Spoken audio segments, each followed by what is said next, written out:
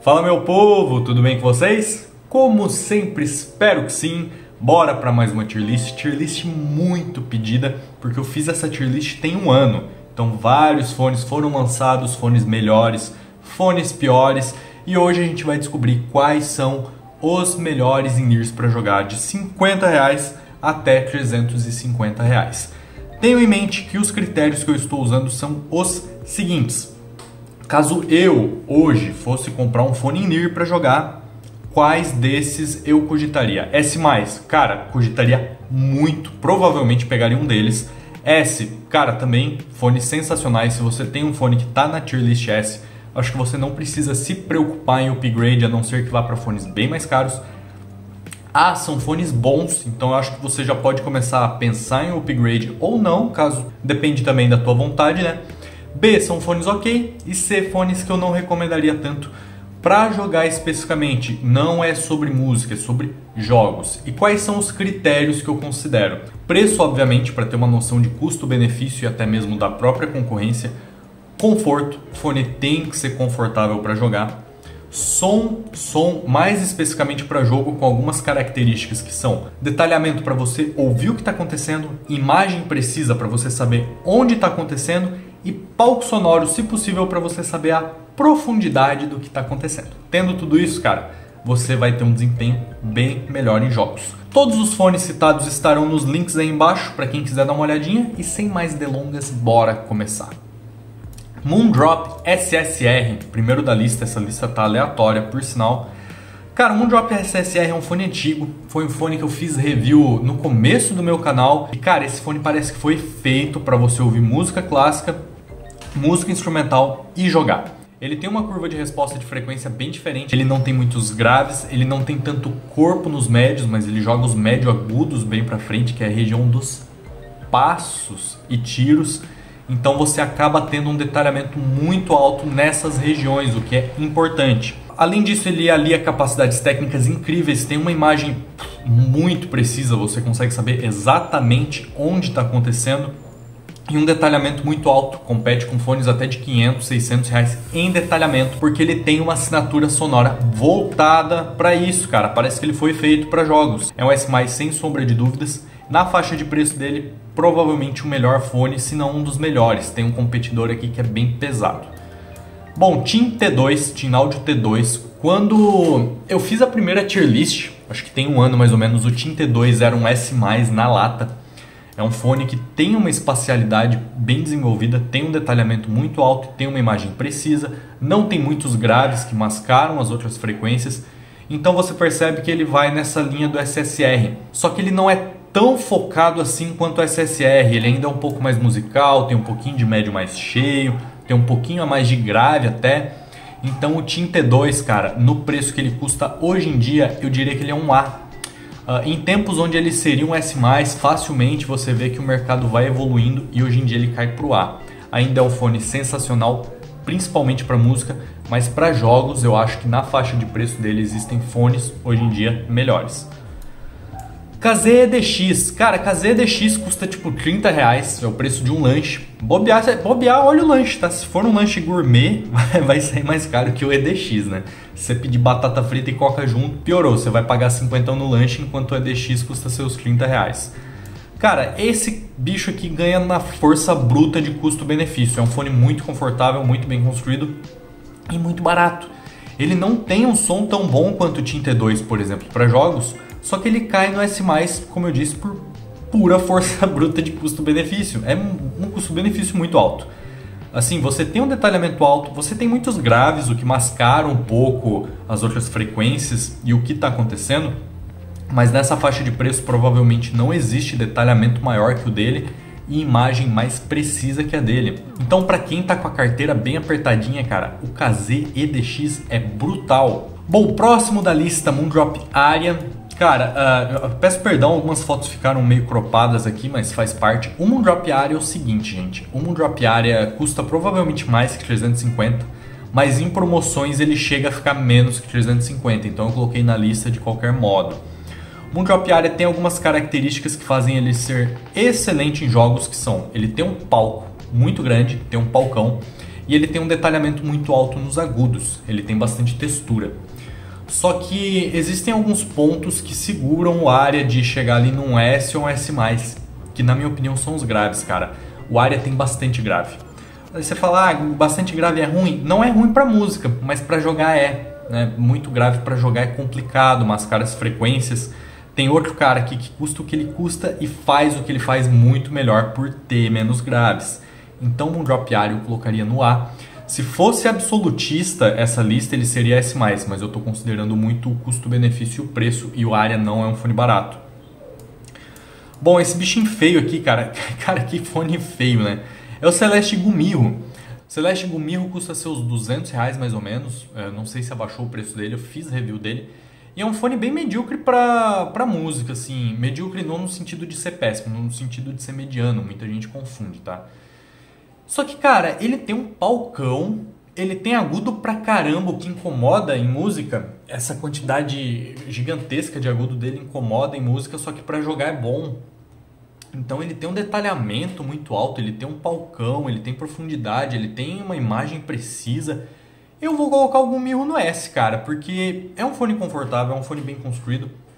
E dessa lista vai ser um dos únicos fones gravudos que vão acompanhar as tecnicalidades, por conta dos agudos bem para cima e desse driver SPD dele ser bem capaz em tecnicalidades. Então, cara, para jogar, inclusive na minha review eu falei, cara, se você vai jogar o Gumirro é ótimo, para música nem tanto. Próximo é o Moondrop Shoe. Moondrop Shoe em outros dias seria S+, na lata, só que hoje em dia não, porque o Moondrop Shoe tem problemas de construção. O Moondrop Shoe tem cabo fixo, a pintura dele arranha. Se não fosse isso, ele tivesse cabo removível e a pintura dele não descascasse, ele seria S+, ainda hoje, porque ele custa uns R$100. Tem uma assinatura um pouco neutra nos graves, um pouquinho magro para a maioria das pessoas, mas para jogo é sensacional. Muito detalhamento nos médio agudos e agudos, imagem precisa, confortável. Então ele tem todas as características que um SSR tem, por exemplo, sendo mais barato. O problema é que o SSR é melhor construído e é melhor ainda em tecnicalidades. Então eu não acho justo botar o Shoe em S+, e sim em S. KZ ZSX, tá? O primeiro KZ da lista, creio eu. Não, EDX foi o primeiro. O KZ ZSX é um fone que foi lançado caro, custava seus quase R$200. Tem ótimas tecnicalidades, cara. É um fone muito detalhado. Tem um palco relativamente aberto, tem uma imagem bem precisa, tem uma separação muito alta, porque ele tem muitos drivers. Então, é um fone, cara, muito bem construído também. É um fone que, pô, se ele custasse R$200, eu botaria ele num A, provavelmente, tá? Mas ele em promoções fica 120. E por 120, cara, eu acho que ele, por exemplo, peito Shoe é melhor que o Shoe, só que ele é um pouquinho mais caro. Então o S é justo. O S+, ainda não chega porque tem fones melhores. S+, é só para os fones brutais mesmo nessa categoria. Falando em fone brutal nessa categoria, Team C2. Team C2 é S+, na lata. O Team C2 atualmente está custando em promoções uns R$130. É melhor que o SSR para jogar. É mais barato que o SSR para jogar. Cara, tem a minha review do C2. Recomendo, se você está considerando comprar, dá uma olhada. Fone muito detalhado, graves muito amarrados, o que para jogar vai ser muito bom. Ele não tem aquele impacto que embola e reverbera, não, ele dá um impacto e some já em seguida. Imagem muito precisa, palco bem aberto para faixa de preço, construção ótima, só é um pouco desconfortável para mim, mas sinceramente, cara, esse fone para jogar é brutal. Na faixa de preço dele não existe nada tão bom. Team C2 S+, sem dúvidas. Cara, isso aqui é um Kill Ears Cadenza, peço perdão, mas a imagem cortou bastante também. O Cadenza para música eu acho melhor que o C2, mas o Cadenza tem bem mais graves que o C2. O Cadenza é um pouco mais lento que o C2, o Cadenza é um pouco menos analítico que o C2, por isso o Cadenza é um A. O Cadenza também é mais caro. Se fosse para música, eu botaria os dois no S+, porque o Cadenza, apesar do meu gosto ser melhor, é um pouquinho mais caro. Mas, cara, fone muito confortável, fone com uma espacialidade boa, uma imagem boa, só que o grave atrapalha um pouquinho para jogar. Ele tem bastante grave, cara. Se for para jogar casualmente, é sensacional, mas competitivo, ele cai pro A. QKZ CK5, cara, esse fone aqui já foi S um dia, juntamente com o EDX, por questão de custo-benefício. Esse fone custava uns R$10, cara. mas hoje em dia ele custa quase 40 com frete, creio eu. Então, o preço do EDX, ele não é tão bom quanto o EDX, ele não tem uma construção tão boa quanto o EDX, ele tem muito grave, é um fone muito gravudo, então eu não vejo sentido em você comprar o CK5 no lugar do EDX, tá? Então, pra mim ele é um B, porque o CK5 esmaga ele em tudo. Kazes S10 Pro, gente, o Kazes S10 Pro, e aqui cai os S10 Pro X também, que tá aqui. É o seguinte, o Kazes S10 Pro é um fone que assemelha aos SX, porém com tecnicalidades piores, né? Ele tem agudos que irritam mais em músicas, mas em jogos ele também é um pouco menos detalhado que os SX, um pouco menos preciso. É pouca coisa? É. Só que assim, os SX era bem mais caro esse fone aqui, quando lançou. Hoje em dia eles são o mesmo preço em promoção, então não tem como eu colocar os dois na mesma categoria, sendo que os SX é melhor e custa o mesmo. Os S10 Pro é A, os S10 Pro X é A também. Os S10 Pro X na verdade eu vou colocar em B, porque é o seguinte, os S10 Pro X arrumou algumas coisas nos S10 Pro, que são os agudos. Para jogar não faz diferença, cara, vai fazer para música. E os S10 Pro X é mais caro, então ele cai uma categoria. Em seguida temos o queridinho Tangsu Honor. Tangsu Honor, na minha opinião, é o melhor fone para músicas abaixo dos R$100. Para músicas, tá? Construção muito boa, fone leve, fone confortável, fone detalhado, imagem muito precisa também. Só que ele tem um tiquinho a mais de grave, o que não é tão bom para jogar. E assim, ele compete muito bem com o Shu, tendo uma construção melhor. Só que o Shu tem menos graves, então o Shu vai ser um pouquinho melhor para jogar. Então pau a pau eles ficam os dois no S. Um tendo a construção melhor e o outro tendo o som melhor especificamente para jogos. Se fosse para música, o Honor para mim ganha em tudo. Bom, em seguida temos mais um fone parecido com a Aria no sentido de que é um fone caro. É um fone que custa geralmente acima dos R$400. Mas eu já vi em promoções ficar uns 320. Então, se tiver promoção, ele vai custar menos que 350 e ele entra na lista. Então, monitorem os preços. Duno Titan S. Duno Titan S é um fone muito analítico. Um fone neutro, bastante neutro, com uma pegada fria. Então, ele é neutro, só que com os agudos acima.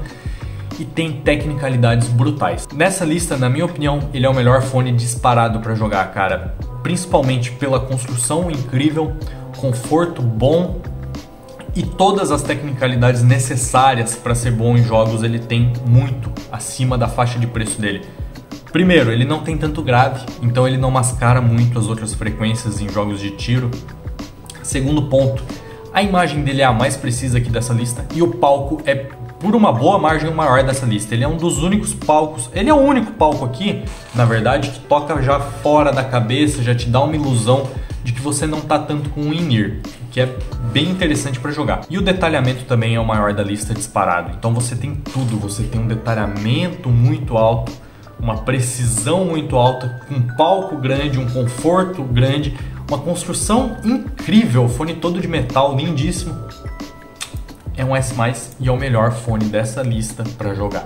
7Hz Zero. Bom, o 7Hz Zero entra nessa leva aqui com o Shu e com o Honor, daqueles fones de R$100 incríveis.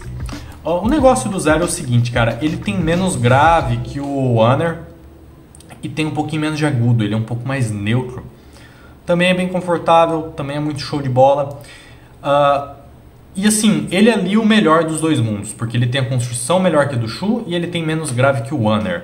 Então, ele é o S+, dessa faixa dos R$100. Mas sendo sincero com vocês, cara, se vocês puderem, estendam mais 30, 40 reais e peguem o C2, vale a pena. Mas se você está muito apertado, o seu limite é R$100, se bem que o Zero às vezes com uns 80, S+, na veia. TRNVX foi um fone que entrou na lista S+, ano passado, e ele vai entrar no S+, de novo. Porque ele tem uma assinatura feita para jogos, parece também, cara. Agudo, muito detalhado, muito brilho nos agudos, então você tem muita informação. Palco bem aberto, acho que tirando o Titan S e o Aria, esse aqui é o maior palco. E uma imagem precisa. Ele tem bastante subgrave, mas o subgrave não invade tantos médios. Então você tem ainda uma pegada gravudinha de forma que não incomoda. O VX é sensacional, é um fone sensacional. Ele custava seus R$300 no lançamento, hoje em dia custa uns 160.